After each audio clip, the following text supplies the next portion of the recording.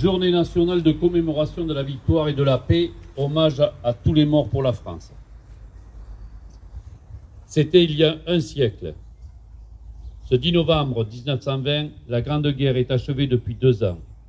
Dans la citadelle de Verdun, Auguste Tin, soldat de 2e classe et pupille de la nation, dépose un bouquet d'œillets blancs et rouges sur le cercueil d'un soldat. Un parmi tous les combattants des Flandres, de l'Artois, de la Somme et du chemin des Dames, de Lorraine, de la Meuse, un de ces braves. Un des poilus qui participa à une interminable guerre.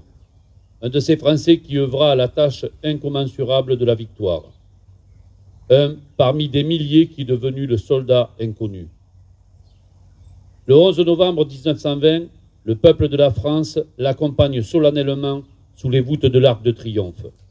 La patrie, reconnaissante et unanime, s'incline respectueusement devant son cercueil en saluant la mémoire de tous les soldats morts sous le drapeau tricolore. Quelques mois plus tard, il est inhumé. Depuis 1923, la flamme du souvenir veille, nuit et jour, sur la tombe. Chaque soir, elle est ravivée pour que jamais ne s'éteigne la mémoire. La sépulture du soldat inconnu est devenue le lieu de recueillement national et le tombeau symbolique de tous ceux qui donnent leur vie pour la France.